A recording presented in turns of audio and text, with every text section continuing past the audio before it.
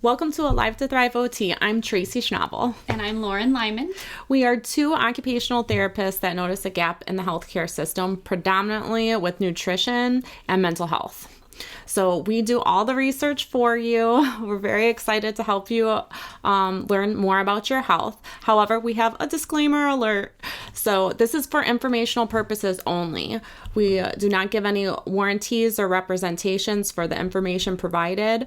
Please consult with your medical provider for any specific medical concerns. If you have a medical emergency, please call 911. And so now Lauren is going to introduce our hot topic for today. Okay, so today we are talking about 8 ways to squeeze in some squats. So why are squats important? Who cares, right?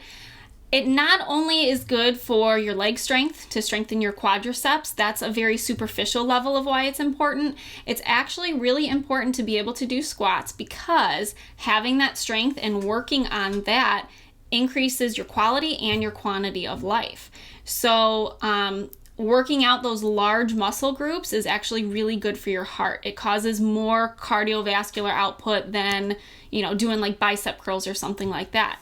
So when you hear someone say like, oh, you have to run like 3 miles a day in order to get your cardio in, working out those big muscle groups does get a little bit of cardio in. So it's really good for your heart health. When I did strength training, they told me don't worry about the cardio, just do the big muscle groups, exactly what you said, to make sure that you get the most bang for your buck. Yes. So not only that, but it has actually been proven in history. So back in the day, like way back in the day when we were hunters, gatherers, people did over 1,000 squats a day. 1,000. So that's a lot, right? But now we have all these modern conveniences that make it so that we really don't have to do a lot of squats if we don't want to, right? So things that used to be incorporated into day-to-day life for these people are no longer incorporated into our day-to-day life. And what studies have shown is that your inability to do these squats or a lot of squats throughout the day is actually correlated with how long you're going to live. And if you end up in the nursing home, that's the number one thing is whether you could do a squat. Most people have to go because they can't toilet themselves. Do your squats. Yeah. So, as nice as it is to have these 19, 20, 22-inch toilets, it's actually doing us a disservice because all these modern day conveniences are stripping us away from the fundamental needs of our body to stay healthy. So you have to be really careful with what conveniences you have. If you need it, if you're at a point where you need it, absolutely. We're occupational therapists, safety first. If you need a raised toilet seat or something to pull yourself up on, absolutely do it. Yeah. But we also want to work on those muscles so that you can get to a point where you no longer need this or you're preventing yourself from needing these things. So exercise is one of those things where it's like, I don't have time, I don't want to do it. I can't set aside like a half an hour of alone time to do this. So you know what? That's what this video is for. So 8 ways to squeeze in some squats to your daily routine. So the first way is with mundane tasks, just things that you have to do. They're really, not really mindful tasks like brushing your teeth. You're brushing your teeth for 2 minutes. That's 2 minutes that you could be doing squats while you're brushing your teeth, right? Or washing your hands. That's 30 seconds of squats or 20 seconds or whatever, however long you wash your hands.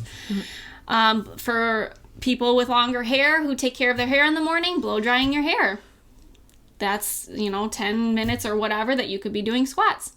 Or cooking dinner. That's a big one. If you're standing over the stove, just, kind of stirring the pot every couple of minutes, do some squats in between. If you're taking something in and out of the oven, do a squat to get it in there. Don't bend over, which is actually really bad for your back. Do a squat.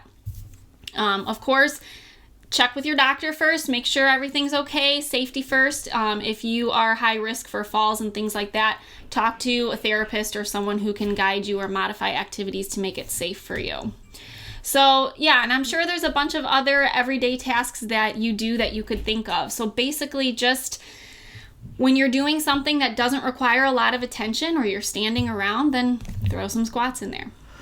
So the second one is watching TV or talking on the phone. So if you're just lounging around on the couch, I know it's hard because you're like, I'm tired and I just want to sit here and relax. But you know what? Getting those squats in, it'll give you some energy too. So instead of lounging on the couch, take just 5 minutes to do a bunch of squats and then go sit on the couch and relax.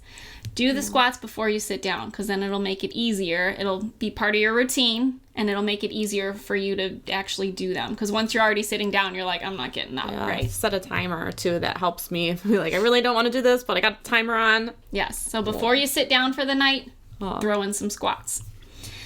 And then the third one is going to the bathroom, right? So like I was saying, we have these fancy luxury toilets that are really, really high. Well, if you're buying a new toilet, and you're younger and you think that you're going to be able to do, sit down and stand up without a problem, hey, and even if you're older, sorry, I don't want to discriminate, but as we get older, we kind of plan for the future, like, oh, I might want to get a bigger toilet just in case I need it.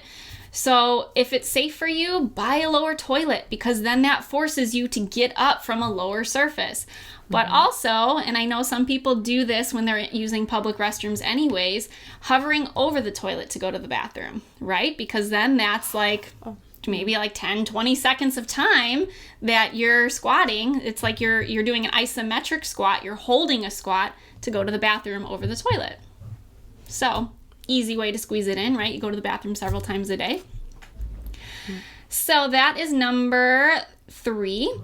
Number 4 is tying your shoes. If it is safe for you, and check with, a therapist or a medical provider, or use your judgment, instead of sitting down to tie your shoes, do a squat. Squat, and even maybe you could squat over a chair, so in case something happens and you get tired and you fall backwards, there's a chair right behind you, so then it's a little safer. So while you're tying your shoes, do a squat. So again, that's another isometric activity where you're holding that squat, and it really works on strengthening the muscle, and it works on your stability as well. The next one is doing laundry. So I did this the other day, actually. I threw the laundry in the basket on the floor, and then I grabbed maybe 2 pieces of laundry at a time. I did a squat, picked them up, put them on the counter, folded them. Did a squat, picked up more laundry, and folded them. So I got in 20 repetitions of squats just by doing that. Another one is cleaning, when you're cleaning your house. So we have, mops and a lot of, things that make it easier for us and allow us to stand to clean. But if you are cleaning, like the oven or your freezer, if it's on the bottom, or the lower part of your fridge, or some cabinets, do some squats to clean. You get the isotonic squats by like the repetitions, squatting to do each cabinet, but then you also get the isometric, those holds where you're holding the position for a while you're cleaning. Dusting's really good for that. Cleaning a window, yeah. So anything, cleaning the lower portion of your house, anything that involves that. Throw in a squat instead of bending over. Again, bending over is not so great for your back. So it's actually, not only are you getting that exercise in, but you're probably preventing yourself from using bad postural habits, and that can cause injury over time. So great for your health. The next one is sit to stand without using your arms. So if you're getting up from any surface, rather than pushing up or using the armrests, or pushing up from the bottom of the chair, try to get up without anything. For those of you that kind of use momentum because it's easier, or plop down into the couch because you're tired and you just jump into the couch, slow and controlled. So time yourself. Go do like a nice controlled sit and don't use your arms. That's like 3 seconds, right? When you're lifting weights, it's like up for 3, down for 2, right? So do the same kind of thing when you're doing your everyday activities of sitting and standing.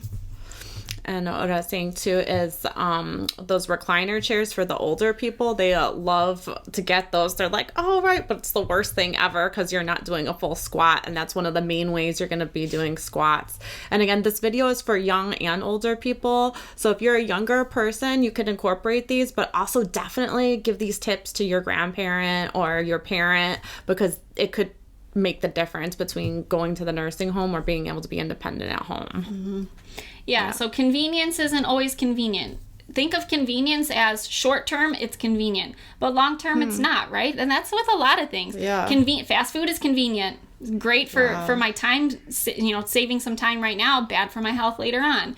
These recliner chairs are really convenient, and I expend less energy, but if you don't use it, you lose it, right? And that includes your muscles. So if you're not using those muscle groups, if you're not constantly challenging those muscles in a good, healthy way, they're going to get weaker over time. And then when you go to get up from the toilet, oops, you fell down, or oops, I can't do it anymore. And then you become less and less independent, and then you end up having to go to a nursing home, and then you're relying on other people for your care, and then you just get weaker and weaker and weaker, and then, your heart starts to suffer, and it's just kind of this domino. Wow. So really doing these things early on to prevent those issues is going to have a huge impact on your health. Yeah, what you don't make time for now, you pay for later. Exactly. Seems to be the thing, yeah. So the last one is picking something up in general. So instead of, again, bending over to pick something up off the floor, do a squat. If you're going for a lower cabinet in the kitchen, do a squat to get something. If you're going for a book on a lower part of a bookshelf, if you're picking something up off the floor, whatever it is, do a squat to get there instead of bending over. Yeah, sweeping. Lots of things. Cleaning the little things on the floor. Yeah. So wherever you can squeeze them in, be creative, but put it on the back burner in your mind. Think about, squats are really important for me. And when you find yourself doing something where you're like, hey, I can throw in some squats here, give it a go. But again, consult with your doctor, make sure it's safe for you. This is a goal, something that you want to be able to get to at some point if you can't do it now. So just keep it in the back of your mind, and when you can do it safely, do it. So thank you so much for being here with us. Please like our video, share our video with other people so that they can improve their health and their wellness, and go to our Facebook page, www.facebook.com/Lauren and Tracy. If you have any questions or concerns, feel free to email us at alive2thriveot@gmail.com, and we are happy to help you. And please subscribe to our channel so that you can be notified of when we post new videos. We're here for you every Tuesday. And if you have any suggestions, please just add them to the comment section. And as usual, we are wishing you physical, spiritual, and emotional health. And thank you for coming and being here with us. Bye-bye.